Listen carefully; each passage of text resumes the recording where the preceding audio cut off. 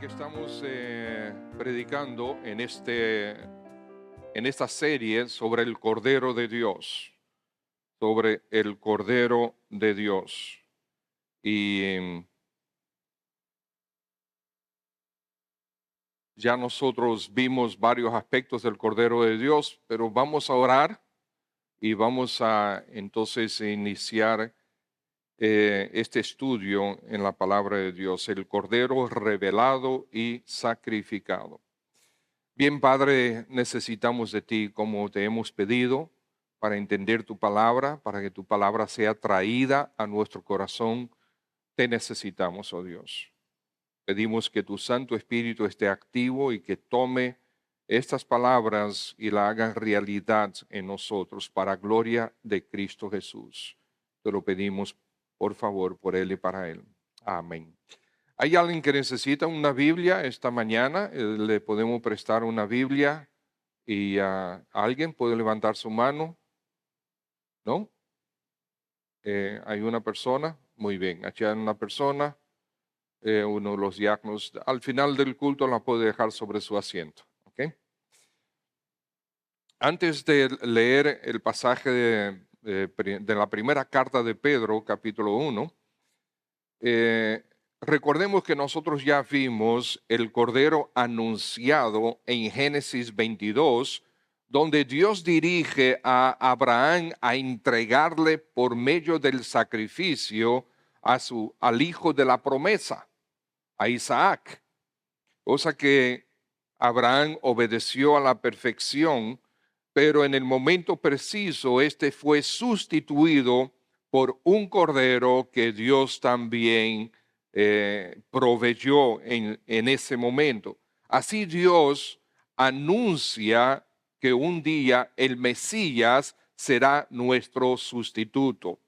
También vimos el cordero anunciado en Isaías 53, que cuando hablamos de Isaías 53, recuerden que el pasaje comienza realmente en el capítulo 52, versículo 13, 14, 15 del 52 y el capítulo completo de Isaías 53. Ahí vemos la persona del siervo de Jehová, quien claramente sería, como dice el versículo 5, el herido por nuestras rebeliones, molido por nuestros pecados, el castigo de nuestra paz fue sobre él, y por su llaga fuimos curados. Todos nosotros nos descarriamos como ovejas, cada cual se apartó por su camino, mas Jehová cargó en él mismo el pecado de todos nosotros. También vimos el cordero tipificado en Éxodo 12. El pueblo de Dios, o sea, los israelitas, estaban esclavizados en Egipto. Para redimirlos, para rescatarlos, para librarlos, para salvarlos, Dios ordena que cada familia sacrifique un cordero. Como señal para redención, ellos deberían marcar con la sangre de ese cordero, marcar los postes y los dinteles de cada casa, para así cuando Dios determina que pase su ángel o su propia presencia por cada casa, ve la marca de la sangre y entonces pasaría por alto su juicio sobre esa casa, sobre esa familia. Entonces, todas las casas que estaban marcadas con la sangre del cordero fueron libradas, fueron salvadas. Dios los redimió de esa manera. Hermanos, así ellos fueron salvados. Ese cordero en Éxodo 12 es el tipo de Cristo Jesús, quien vino para dar su vida, su propia vida y derramar su sangre como nuestro sustituto. Escuchen bien, hermanos. El que termina en la condenación eterna en vez de en la gloria eterna es porque quiere. El que termina en la condenación eterna en vez de en gloria eterna con Dios es porque quiere. Es porque desechó la redención en Cristo Jesús. Y esto estamos hablando de manera práctica. No estamos aquí y no me voy a meter en las profundidades de las teologías, de la soberanía de Dios, de la elección, etc. El Evangelio es predicado a todo el mundo. Cristo Jesús dio su vida por todo el mundo. El que lo rechaza, el que desecha a Cristo, desecha su redención y termina en condenación. Cristo Jesús es el único Salvador. No hay más salvadores. No hay dioses, no hay religiones, no hay filosofías, no hay nada que te pueda dar la salvación. La sangre de Cristo es lo único que puede limpiarte de toda maldad. Y eso nosotros hemos estado viendo a través de este estudio sobre el Cordero de Dios. Desde Adán hasta la llegada de Juan el Bautista, Dios anunció una y otra y otra y otra vez que su Cordero perfecto, el Mesías, su Hijo, vendría a tomar nuestro lugar en la cruz. Él vendría a recibir el juicio que nosotros merecemos por nuestro pecado. Él sería nuestro sustituto en la condenación. Sería el Salvador para todo aquel que lo acepte. El Cordero anunciado, el Cordero tipificado. Los continuos sacrificios que Dios había ordenado que el pueblo hiciera, esos continuos sacrificios que ellos deberían estar ofreciendo constantemente por sus pecados y para la adoración, esos sacrificios apuntaban hacia el Cordero de Dios. Ellos lo miraban hacia el futuro, el Cordero que vendría. Nosotros hoy miramos hacia el pasado, el Cordero que ya vino y ya tomó nuestro lugar. Así el Juan el Bautista, el último de los profetas antes del nacimiento de la iglesia, mientras ministraba allá en el río Jordán, el Señor Jesús se presenta para ser bautizado por él y Juan entonces anuncia al mundo, anuncia públicamente, este es el Cordero de Dios que quita el pecado del mundo. Gloria a Dios. Todos esos sacrificios, todos esos años, 4,000 años, esperando al Mesías, esperando el Redentor, esperando la salvación.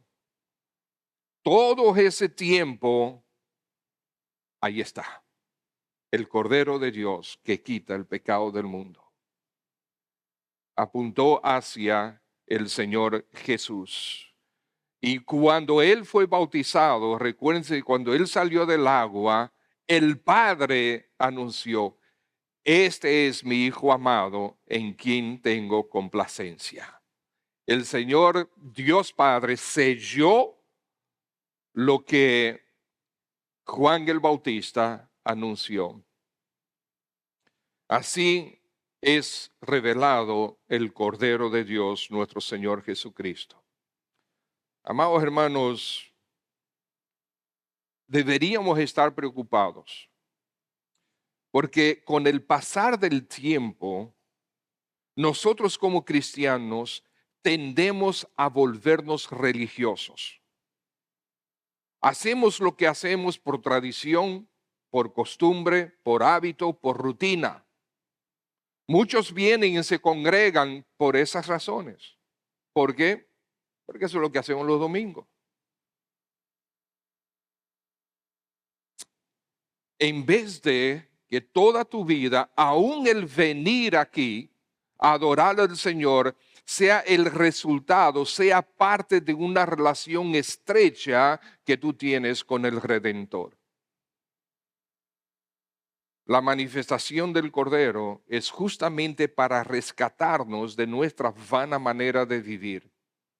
Es para rescatarnos de la futilidad de nuestra vida. Quisiera motivarles y que nos motivemos a que dejemos la vida de futilidad y nos lancemos a una llena de frutos y gloria para el Cordero. El Cordero de Dios nos redime, nos da perdón y salvación. Y nos redime para que vivamos con propósitos eternos. Aquí, con propósitos eternos. Con la vista mirando a las cosas eternas en vez de la vida aquí en esta tierra. El apóstol Pedro, en Primera de Pedro, capítulo 1, escribe para, esa carta completa, escribe para dar esperanza a los cristianos que están siendo perseguidos por su fe. Son perseguidos por su fe y son esparcidos a través de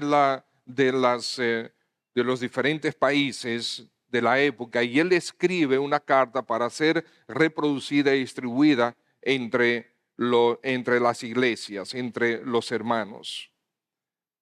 La contemplación de la gloriosa redención por la sangre de Cristo debería transformar nuestras vidas de manera continua. No es que nosotros un día profesamos la fe en Cristo Jesús, nos arrepentimos de nuestros pecados, pedimos perdón al Señor, ahí hubo un ligero cambio y se terminó. No, la transformación es constante, porque nosotros jamás vamos a llegar a la perfección. Y por lo tanto, como la meta nuestra, como tu meta, como mi meta, es la estatura de la medida de Cristo Jesús, la transformación tiene que ser continua, tiene que ser permanente, tiene que estar continuamente sucediendo. A veces incluso pecados que nosotros cuando nos convertimos los dejamos atrás, de repente años después surgen de nuevo para agarrarnos. Y decir, pero ¿por qué si esto yo lo había dejado atrás y ahora me está molestando otra vez? Bueno, nuestro corazón es malvado y necesitamos seguir luchando contra nuestros propios impulsos de deshonrar a Dios, nuestro pecado. Entonces leamos, hermanos, la primera carta de Pedro, capítulo 1, y vamos a leer del versículo 17 al 21.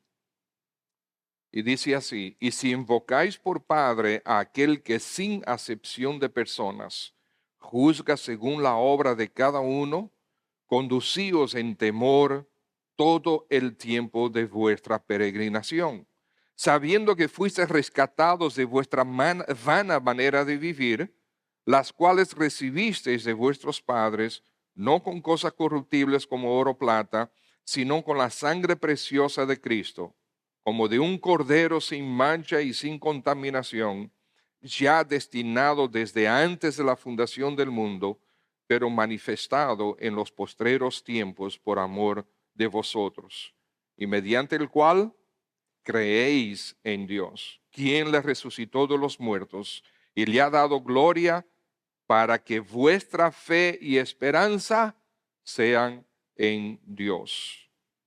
Claro que todo esto tiene un contexto más amplio, pero vamos a ver qué estos versículos pueden comunicarnos. Y podemos abordarlo de maneras diferentes, pero yo quisiera iniciar con el versículo 19. Ahí donde dice que la sangre preciosa de Cristo fue derramada como un cordero sin mancha y sin contaminación. Un cordero que Dios destinó desde antes de la fundación del mundo para que sucediera.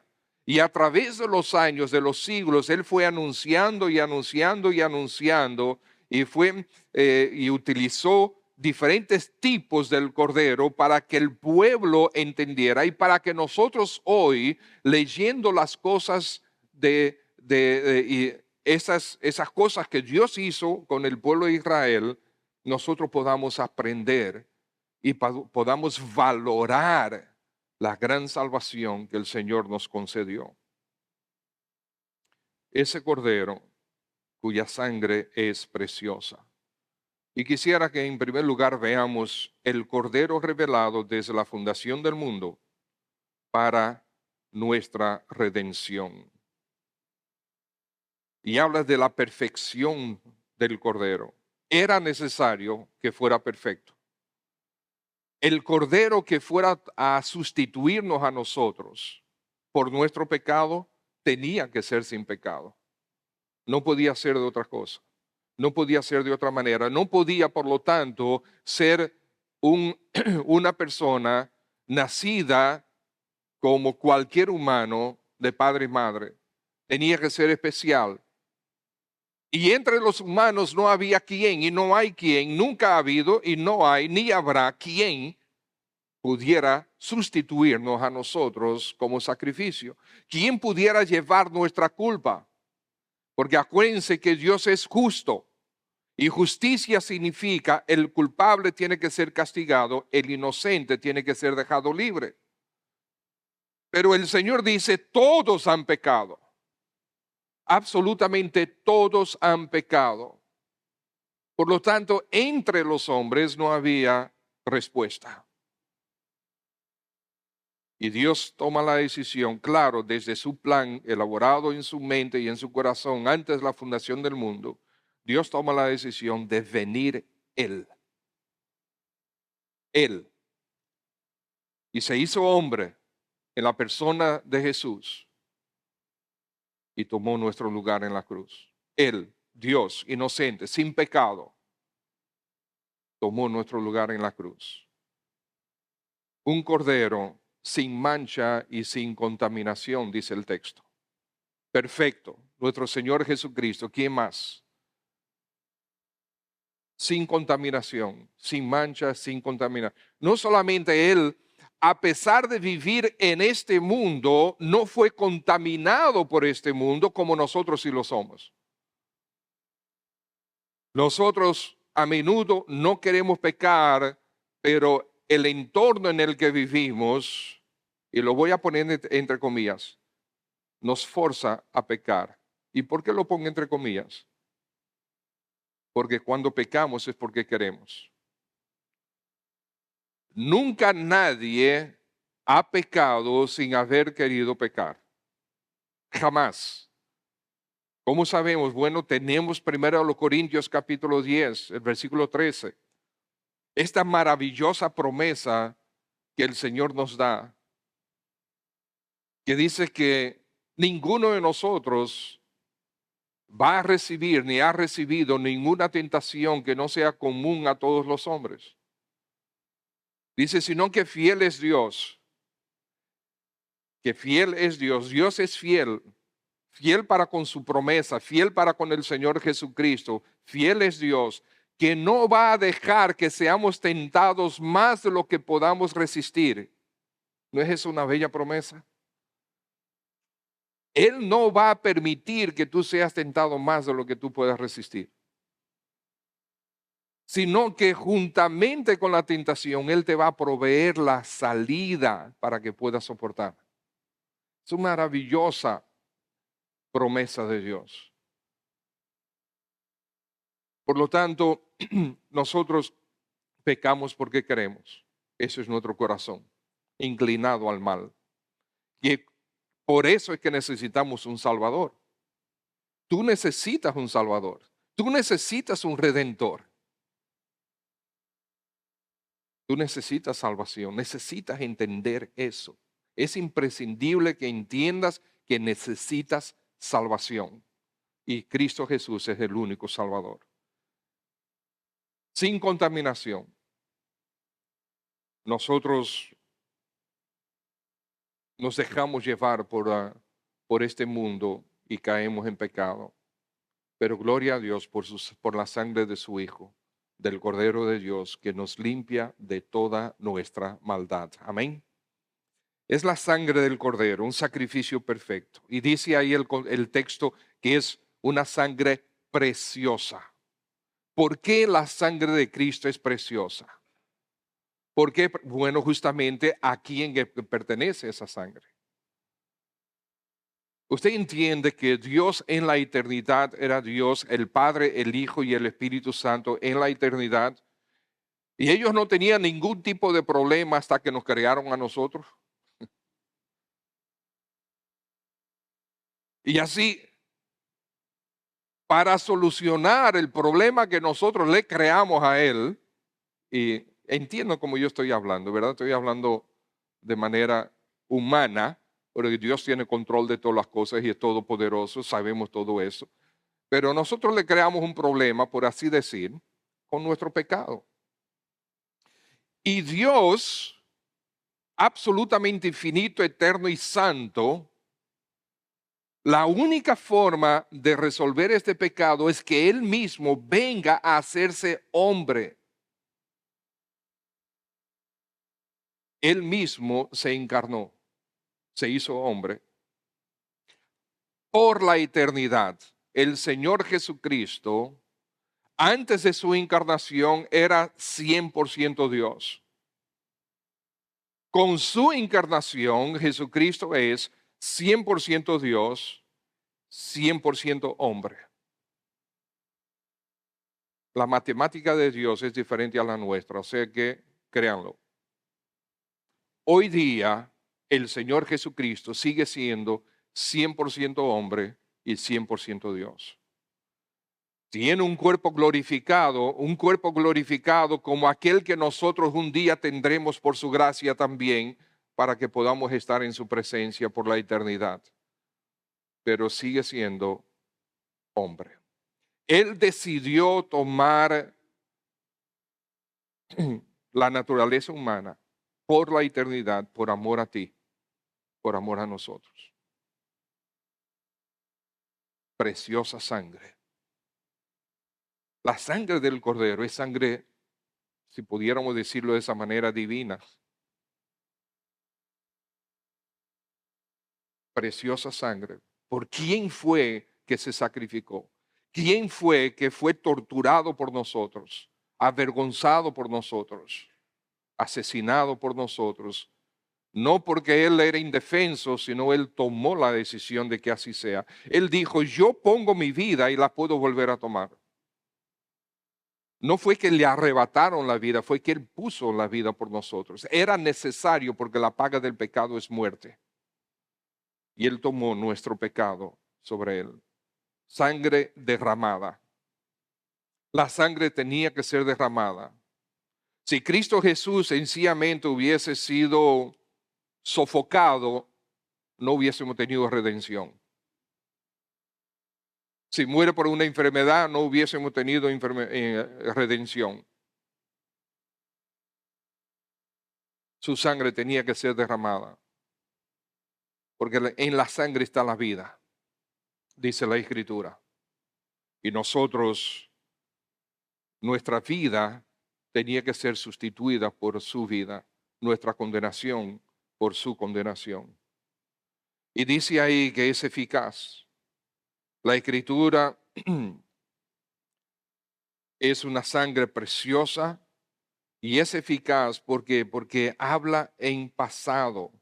Fíjense el versículo 18. ¿Qué dice? Pasado, fuisteis rescatados. No es que están siendo rescatados, no es que serán rescatados. Pedro está hablando con creyentes, con personas que ya se arrepintieron e entregaron su vida a Cristo y le aceptaron como Señor y Salvador. Está hablando con creyentes y le dice, por lo tanto, fuisteis rescatados. Pasado, ya sucedió, ya ellos fueron lavados, ya ellos fueron limpiados, ya ellos fueron salvados, fueron redimidos. Es una realidad para todo aquel que al arrepentirse se entrega a Cristo. Fuisteis rescatados. Y es la esencia de la salvación. Si la salvación se pierde, no hay tal salvación. Si la salvación se pierde, entonces la salvación depende de ti y no de aquel que la da. La Biblia dice que es Cristo quien salva. Es Cristo quien redime. Y ya habla de pasado. Ya sucedió en aquel que se entregó a Él. La salvación depende de Dios. Y la permanencia de la salvación depende de Dios, no de nosotros. Nosotros no podemos ni salvarnos ni mantenernos salvos. Es Dios quien hace la obra. Somos sus hijos. Él nos redimió. Una vez hablaba con un hermano y le pregunté, entonces, ¿tú crees que la salvación de tu alma se puede perder? Sí. Pero una pregunta, ¿tú eres cristiano? Sí. ¿Tú eres hijo de Dios? Sí. Te estás contradiciendo entonces. Porque fíjate que tú me estás diciendo, afirmando categóricamente, sí eres cristiano, sí eres hijo de Dios. Pero entonces, ¿tú crees que tú puedes perder eso? Si dependiera de ti y de mí, sí lo perdiéramos.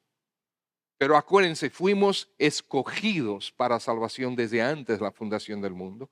Fuimos salvados por la sangre del Cordero, no por nosotros. Es Él quien hace la salvación. Su sangre es eficaz. Fuisteis rescatados con la sangre preciosa del Cordero de Dios. Glorioso. Pero ¿por qué ese poder? Bueno, por la resurrección de los muertos. Él lo tiene. Él, como resucitó de los muertos, Él es dueño de la vida. El Cordero revelado desde la fundación del mundo para nuestra redención, la perfección del Cordero, la sangre del Cordero, preciosa, derramada y eficaz, y fue un plan concebido en la mente de Dios, en la mente eterna. Versículo 20. Ya destinado desde antes de la fundación del mundo. Ustedes ven, el plan de salvación no es por ti ni para ti, es para Dios. Él diseñó el plan. Él diseñó su plan, es su plan para salvarte a ti. No es tu plan para tú salvarte. Nosotros decimos comúnmente, el día que yo me convertí, cuando yo me convertí, y bueno, hasta cierto punto es verdad, porque tomamos la decisión impulsada por el Señor. Pero ¿quién fue que nos convirtió de verdad? Fue Dios. Fue Cristo que nos salvó. Fue Él que nos hizo sus hijos. Es su obra de salvación, no nuestra obra de salvación. ¿Se entiende? Ya destinado desde antes la fundación del mundo, versículo 20, pero manifestado en los postreros tiempos por amor de vosotros. Él lo hace por amor. Todos los que estamos aquí ya nacimos. Nadie lo puede negar, ¿eh? Tenemos un padre y una madre. Es verdad que algunos quieren desligarse de su padre o de su madre o de ambos por razones X. Pueden ser justificadas o no. Pero hay una cosa que ellos no van a poder resolver nunca. Nacieron de su padre y nacieron de su madre. Puede ser que los odien, puede ser que no quieran verlos más nunca en su vida y puede ser que lo que sea, pero no pueden negar ser sus hijos. No pueden hacer nada para dejar de ser sus hijos. Que lo que pasa es que un padre no es biológicamente, sino es ya sí, eso ya es semántica. Estamos hablando de otra cosa. El Hijo de Dios es hijo de Dios porque fue concebido por Dios. ¿Se entiende? Primero, Juan capítulo 1, versículo 13 y 14. Fuimos concebidos por Dios para ser sus hijos. Por lo tanto, es obra de Él salvarnos y mantenernos a salvo. De otra manera, nadie fuera salvo.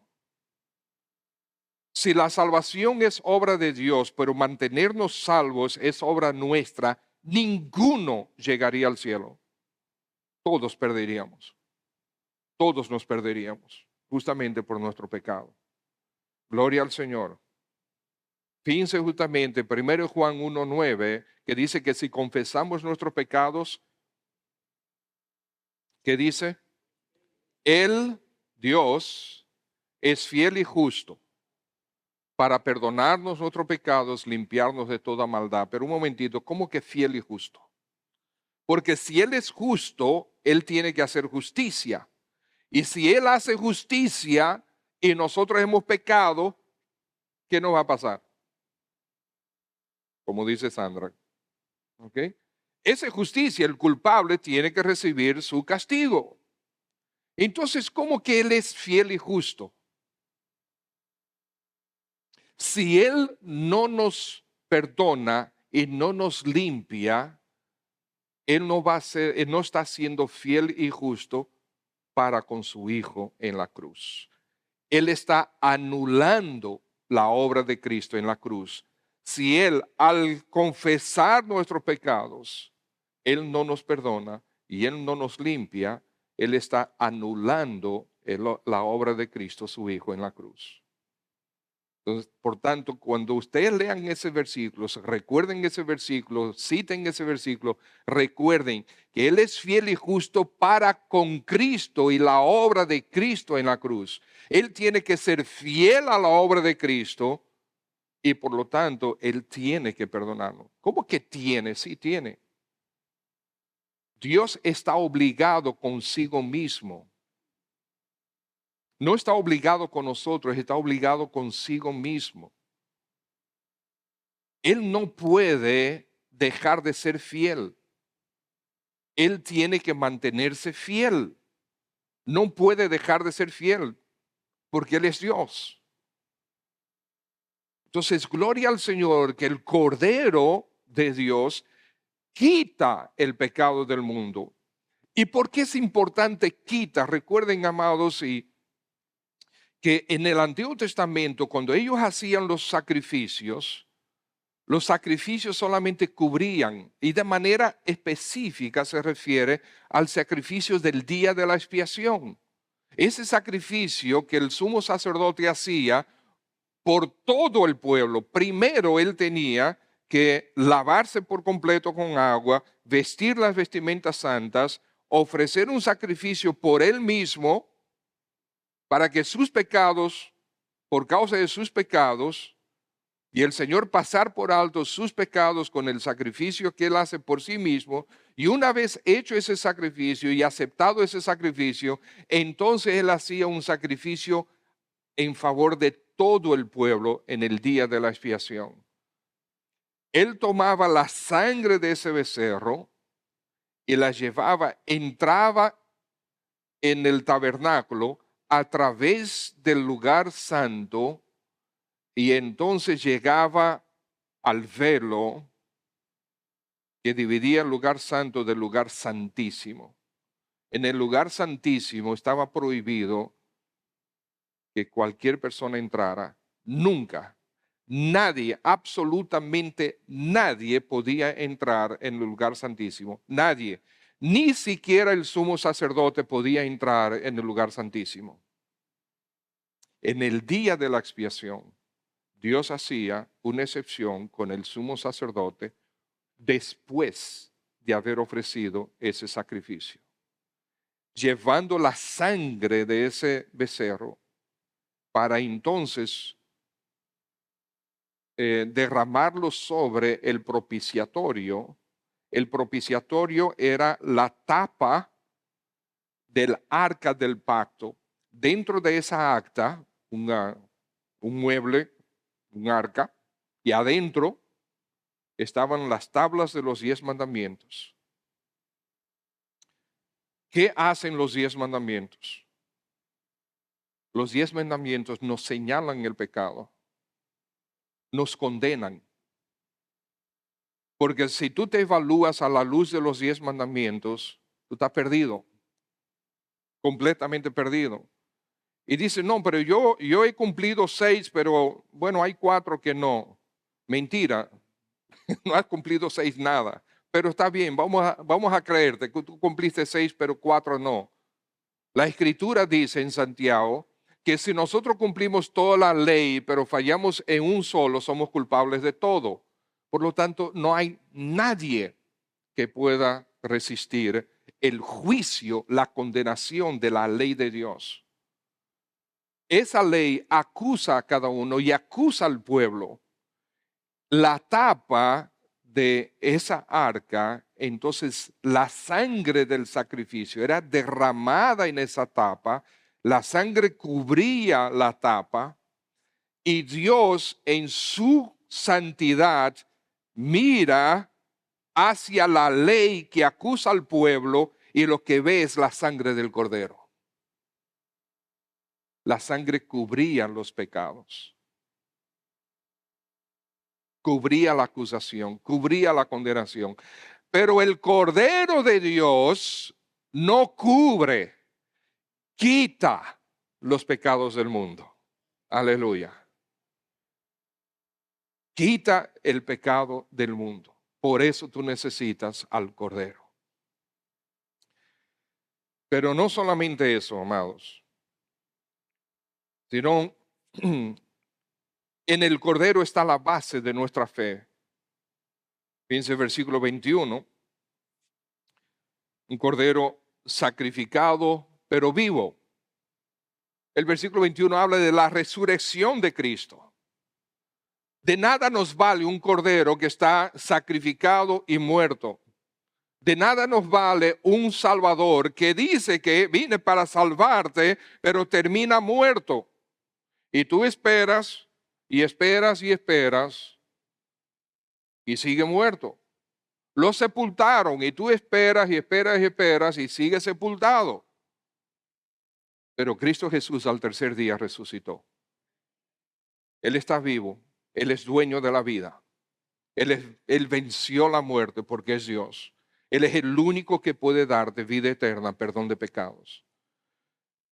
El cordero sacrificado, pero vivo. Ese es el segundo punto. El cordero, en el cordero está la base de nuestra fe. El cordero sacrificado, pero vivo, porque resucitó. Un cordero glorioso.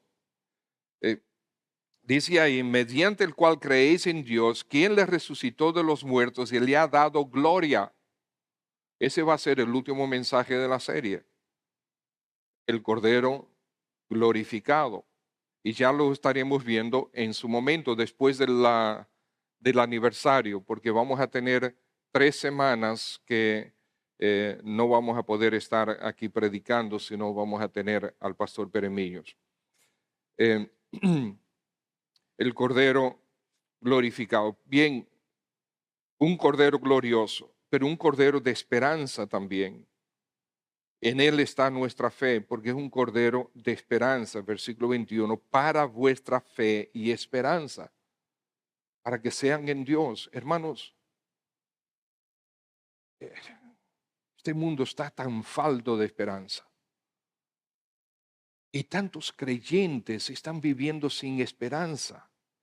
Yo no entiendo qué es lo que pasa, dónde es que nuestra mente está enfocada, qué es lo que está sosteniendo la fe de muchos. Todas estas verdades que estamos viendo sobre el Cordero deberían arraigarnos de una manera total, firme, completa en nuestra fe en el Cordero de Dios. Pero hay tanta gente sin esperanza. Se habla tanto de depresión y hijos de Dios de que con depresión. Entonces, amados hermanos, estamos desenfocados. Es un desenfoque. Es falta de Biblia.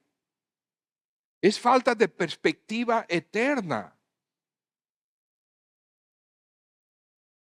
¿Pueden haber razones orgánicas? Sí. Podemos tener un médico, podemos tener, pero debemos tener Biblia. No me hables de depresión si tú no estás en las Escrituras. No me hables de depresión si es que tú no estás consumiendo las Escrituras, teniendo tiempo con el Señor, cultivando esa relación de intimidad con nuestro Dios. No me hables de ir a médicos y de todo eso. Si eso no está ahí, tienes que tener palabra de Dios. Por su llaga fuimos curados, dice. Pastor, usted suena medio pentecostal. No es nada, no tiene nada que ver con pentecostal ni nada de eso. Es lo que la Biblia dice. Eso es lo que la Biblia dice. Él llevó no solamente nuestros pecados, sino nuestras enfermedades.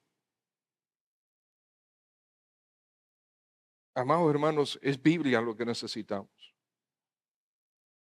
Los conflictos en el hogar, falta de Biblia. Podemos tener la Biblia aquí, pero no aquí.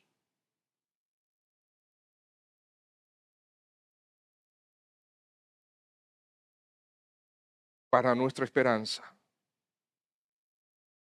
Y por último, el Cordero transforma. Y entonces vamos a los primeros versículos del pasaje.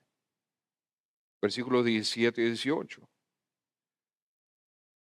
Si tú eres creyente, tú me estás diciendo a mí que tú invocas por Padre a Dios.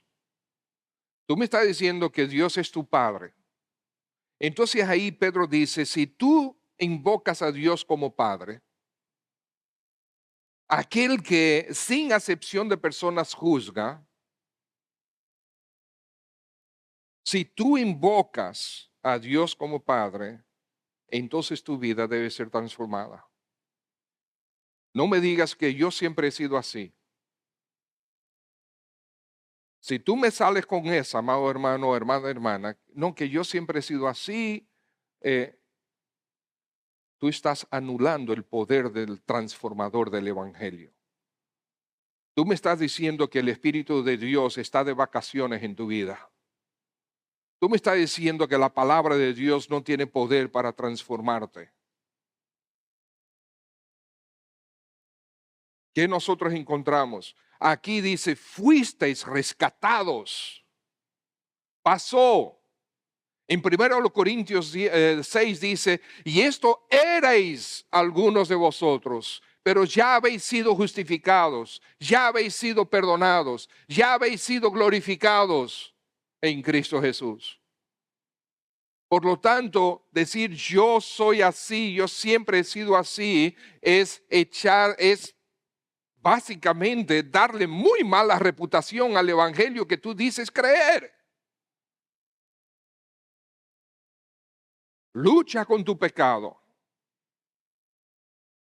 Lucha con tu pecado y el poder del Espíritu Santo y el poder de su palabra te transformarán.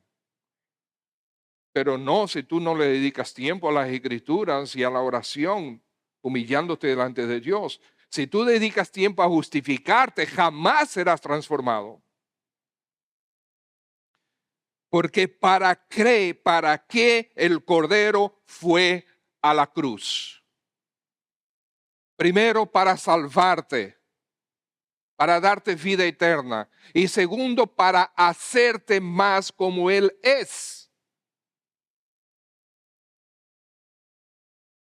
Y si eso último no está sucediendo, debes cuestionarlo primero. Porque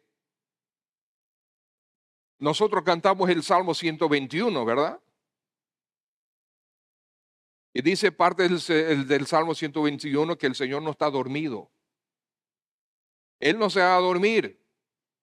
Él no está dormido, no se va de vacaciones, no se sienta en la mecedora ahí tomando un descanso. Él siempre está ocupado contigo y conmigo.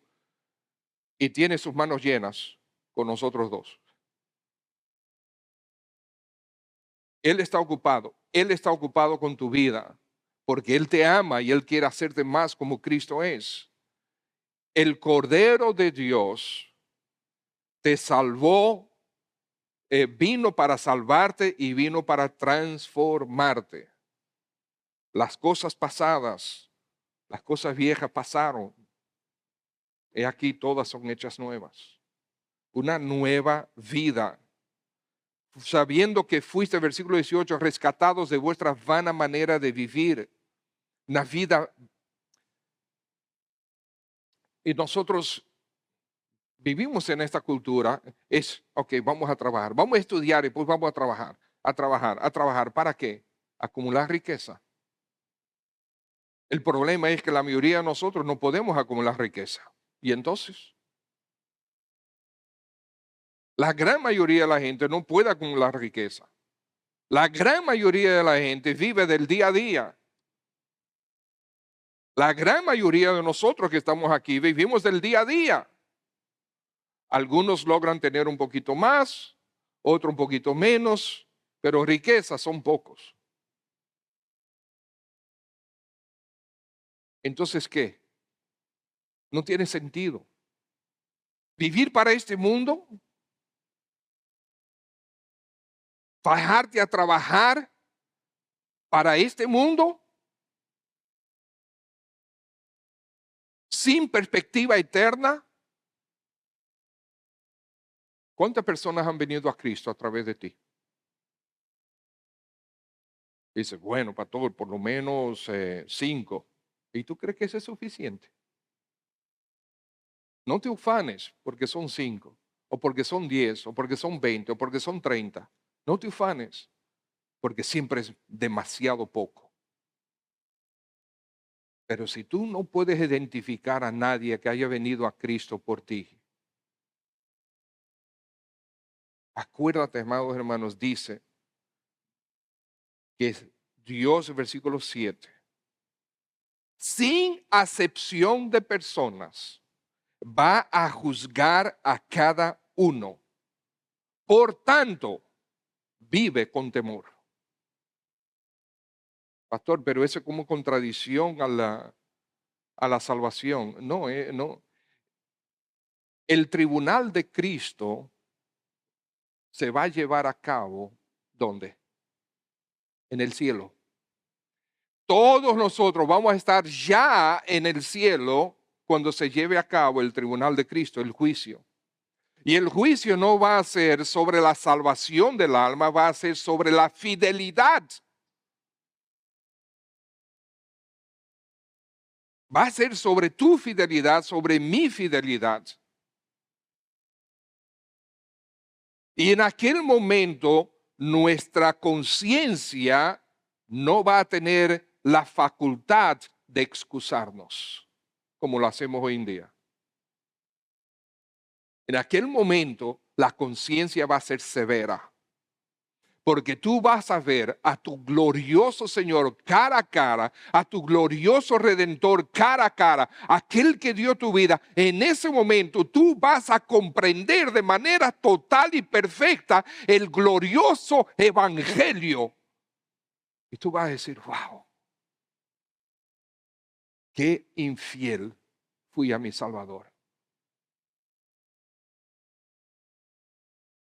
Amados hermanos, no, pero la Escritura dice que allá en el cielo no habrá dolor ni lágrimas.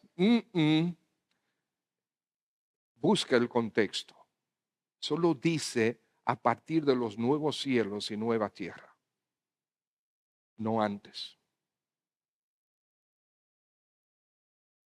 Primero de Juan capítulo 2 dice que nosotros debemos vivir con temor e infidelidad al Señor para que a su venida no nos alejemos de Él avergonzados.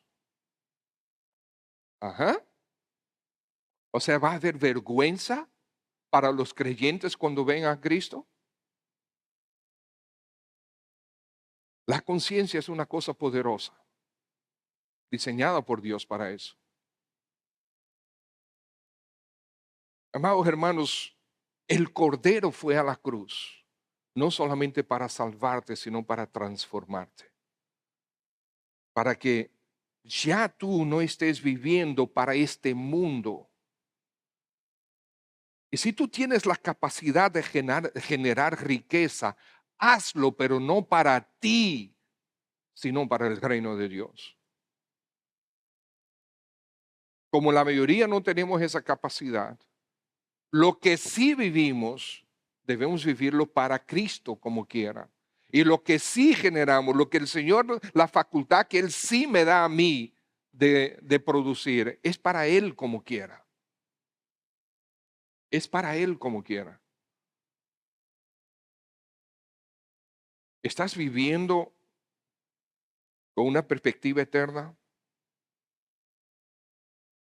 Entonces, este pasaje nos recuerda que la sangre del Cordero es preciosa.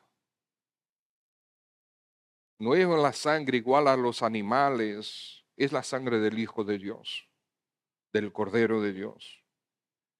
No la menosprecies viviendo para la temporalidad de este mundo.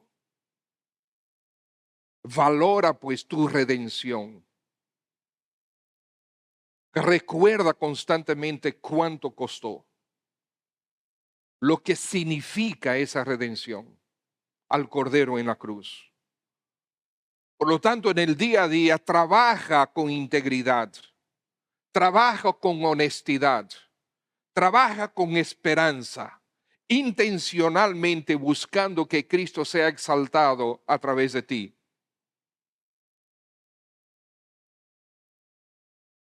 No te involucres en el trabajo y en los negocios, en las ventas, en lo que sea, de tal manera que tú deshonres al Señor con lo que tú estás haciendo.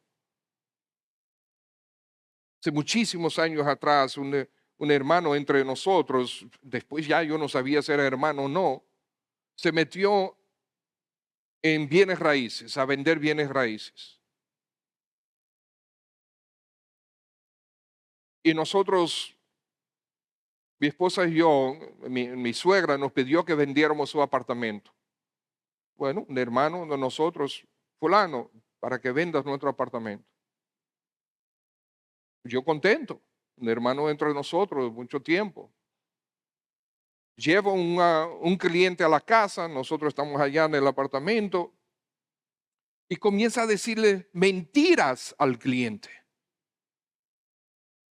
diciéndole cosas que no son verdad sobre el apartamento. Yo lo interrumpí, yo le dije, no, eso no es verdad. Y le dije las verdades del apartamento. Él se molestó conmigo. ¿Ustedes saben qué? Lamento que él se haya molestado conmigo. Él debería estar molesto consigo mismo por ofender a Dios.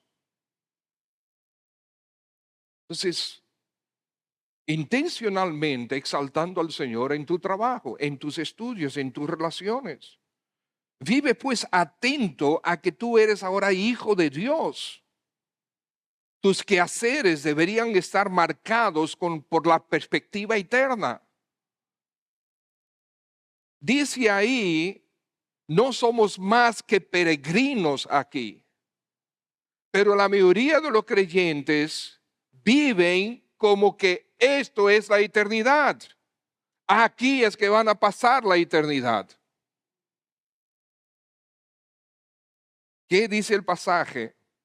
Conducíos en temor todo el tiempo de vuestra peregrinación. Somos peregrinos. ¿Cuántas personas están siendo afectadas para la eternidad por medio de ti? ¿Cuántas personas están terminando en el infierno por causa de ti? Amados hermanos, solamente tenemos una vida aquí. Y esta vida pronto se acabará. Y como dice un dicho allá en Estados Unidos, solo lo que se hace para Cristo durará. Cuando dice 1 Corintios 5, 2 Corintios 5, hablando del tribunal de Cristo, dice que si nuestra fidelidad es como la paja, el heno, la hojarasca, se va a quemar en el juicio de Dios. Pero si es como las piedras preciosas, como el oro, entonces va a tener vida. ¿Cómo estamos nosotros viviendo a la luz de la revelación y el sacrificio del Cordero de Dios? Recuerda que Dios es imparcial. Él es un juez imparcial. Va a estar juzgando la fidelidad o la falta de ella de cada uno de nosotros. Por eso es que Pablo a los filipenses les manda a ocuparse de su salvación con temor y temblor. Demasiado de nosotros vivimos el día a día sin el más mínimo temor del juicio de Dios. Amados hermanos, si hacemos eso, nosotros estamos menospreciando, despreciando el sacrificio del Cordero, el sacrificio del Hijo de Dios. Y eso el Señor no lo va a tomar a la ligera. Lo dice en Hebreos. Por lo tanto, queridos hermanos, el Cordero está ahí y Él te ayuda a ti. Si tú tienes el deseo de vencer el pecado, de vivir para Él te va a ayudar en la persona de su Santo Espíritu. Él te dejó su palabra para que por ella tengas dirección y fortaleza. Ustedes saben que la mayoría de los creyentes, claro, yo no le he preguntado a todos los creyentes, pero la percepción que uno tiene al hablar y en interactuar con los creyentes, la mayoría no lee las escrituras todos los días. La mayoría cogen su Biblia y hoy en día ya ni la cogen porque la tienen en el celular una vez a la semana, quizás 2 veces a la semana. O cuando están en graves problemas, llaman al pastor para una cita y el pastor le da Biblia y ahí escuchan Biblia. Así no tendremos victoria. Así no estamos mostrando que realmente somos hijos de Dios ni que le amamos. Así no estamos realmente diciendo que tenemos la esperanza de estar con Él y de que Él venga a buscarnos. Si pensando en la venida de Cristo, tú no quieres que Él venga en este momento, ahora mismo, en cualquier momento, si no lo deseas, debes cuestionarte. ¿Qué es lo que está pasando con tu corazón? ¿Qué es lo que está pasando con tu relación con Él? Porque nosotros fuimos salvos ¿para qué? Para estar con Él, para ser rescatados de este mundo temporal y vano. Todo lo que hay aquí va a desaparecer un día. Ese carro que tú tanto aprecias y que mira, tú lo tienes nítido. Y no estoy hablando de Orlando, ¿ok?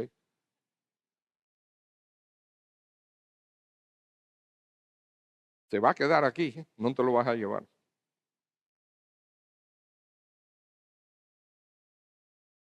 Y todas las demás cosas. ¿Sabes lo que tú te vas a llevar?